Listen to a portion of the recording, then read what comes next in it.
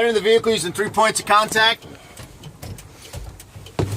First thing I do is parking brake applied, transmission in neutral, release my hand valve. Gonna verify that my seat belt fastens, unfastens, refastens. It is holding me securely. Gonna verify I have no cuts or frays on my seat belt. Also gonna verify that the seat belt is securely mounted to the tractor, and also that the seat itself is securely mounted to the tractor, properly adjusted for me. I'm gonna go ahead and take my key, insert my key and turn it to the on position to verify electrical power or provide electrical power to my low air indicators.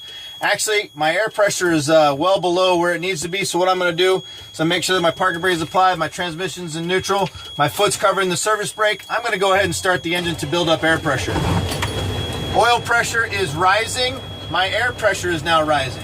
What I'm going to do here is I'm going to raise my air pressure to 120 psi, which is the governed cutout rate for my air compressor. We're going to get it there and then we'll continue from there. There we go. Alright, so we've got the air pressure back up to 120 psi. I'm going to go ahead and turn the engine off. Then what I'm going to do is I'm going to turn my key back to the on position. Again, this is to provide electrical power to my low air warnings. I have a low air indicator light on the dash and I will have an audible buzzer. So now what I'm going to do is I'm going to do my brake tests. Okay? First thing I'm going to do, again, like I said, I'm at 120 psi. I'm going to go ahead and apply my foot brake. I'm going to release my trailer air supply and my tractor park brake. Okay? My air pressure is now 100 psi. What I'm going to do is I'm going to hold it here for 1 minute. During this 1 minute, I'm looking for no more than 4 psi loss of air for a tractor-trailer combination, which is what we have here today. Or if I were just in a tractor, it would be 3 psi. So I started at 100. We're going to hold it here for 1 minute. Okay, my minute is now up. My current reading is at 98 psi. So I started at 100. I've lost 2 psi during that 1 minute test. So that's well within my limits for my tractor-trailer combination. Now what I'm going to do is I'm going to simulate an air loss by fending my brakes. At 60 psi, or half the governed cutout rate, I should get my low air indicators. My dash light will illuminate, followed by my audible buzzer. So I'm going to simulate that, start fending my brakes.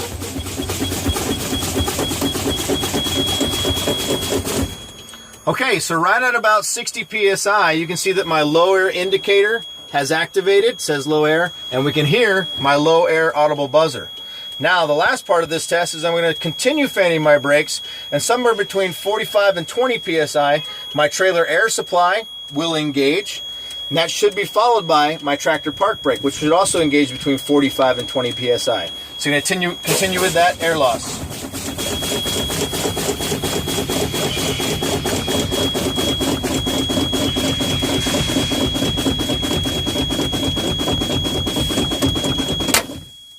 Okay, at exactly 20 psi, we saw that my trailer air supply engaged. That activated the brakes on my trailer. That was immediately followed by my tractor park brake. That engages the spring brakes on my tractor drive wheels. So now my parking brake is applied, my transmission is in neutral. I'm going to go ahead and build up my air pressure and continue with my in-cab routine. Foot covering the service brake, depressing the clutch, starting the engine. My oil pressure is rising. My air pressure is now back on the rise. My oil pressure settled at 30 psi. So now I'm just going to start with my in-cab routine. I'm going to start with my dome light, secure, it is illuminated. My map light, secure, it is illuminated. I'm going to go ahead and check my windows. I have my driver's side, my front windshield, my passenger, and my rear window. All my windows are free of any cracks, chips, or discoloration, no illegal stickers. I can see that my windshield is clean and clear. Again, no cracks, chips, discoloration, not broken. And I can also look out the back window here and see that my hookup light is now illuminated. So go ahead and turn off those lights. I'm gonna go ahead and verify that my driver's side flat and convex, my front fender, and my passenger side flat and convex mirrors are securely mounted. They are clean, they are clear, they are not cracked, chipped, or broken, no discoloration. The most important thing is they are properly adjusted for me. Okay?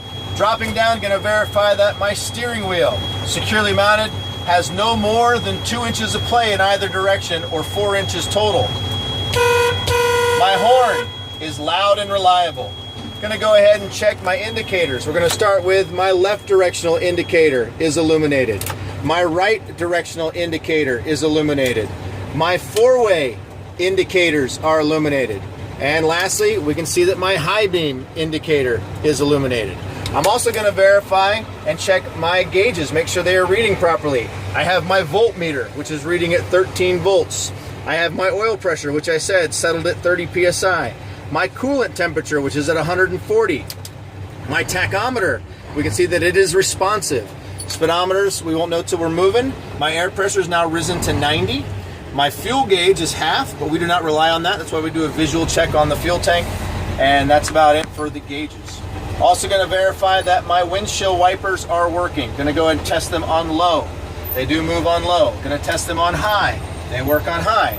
Now I'm going to verify that they have proper tension. Proper tension is demonstrated by the washer applying fluid to the window and the actual blades of the wipers leaving a streak-free environment. I can also see that my blades are securely mounted and they have no missing parts out there.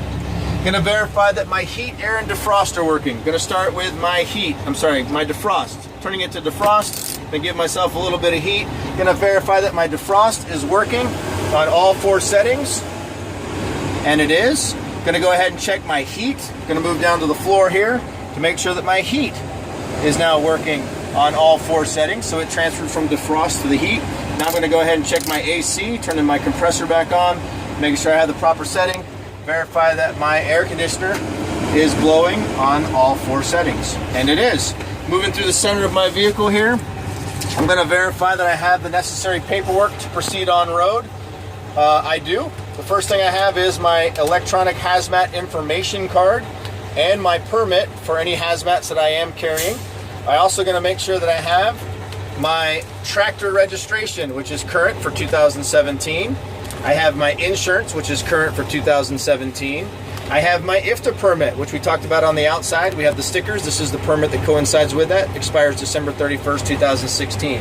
I also have my IVUS packet, which consists of 1 blank time card, 2 blank driver's logs, and instructions for my door or IVUS system. The last thing I have back here is my current 2016 Emergency Response Guidebook. They come out every 4 years. That is the most current one. Moving back up to the front here, going to talk about my extra fuses that are in my glove box. If I needed extra fuses, they are in there.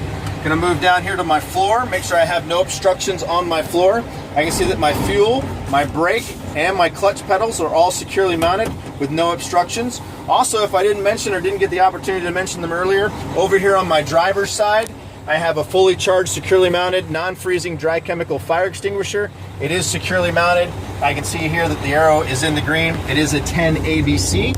On the other side there, your side with the passenger door, I have my 3 bidirectional reflective triangles securely mounted on the tractor floor.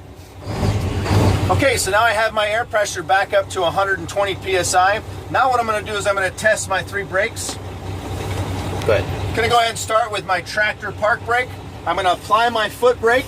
I'm going to release my trailer brake, making sure that my tractor park brake is still set.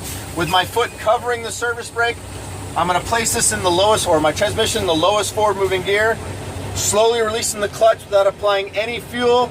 I'm going to verify that I am checking my tractor park brake, and my tractor park brake is holding. Applying the foot brake, going to set my trailer brake. I'm going to release my tractor park brake. Again, with my foot covering my brake there, my foot depressing the clutch, placing the lowest forward moving gear. I'm going to test my trailer brakes without applying any fuel, making sure that my trailer brakes are working. And my trailer brakes are holding. Now I'm going to apply my foot brake, also known as my service brake. I'm going to release my trailer air supply and my tractor park brake, leaving my vehicle in the lowest forward moving gear. Going to apply a little bit of fuel, no more than 5 miles per hour. Get this rolling, make sure that my service brakes are working.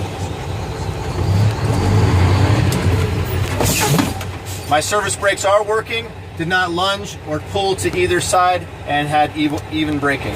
My parking brake is applied, my transmission is in neutral, my air pressure is at 110, turning my engine off.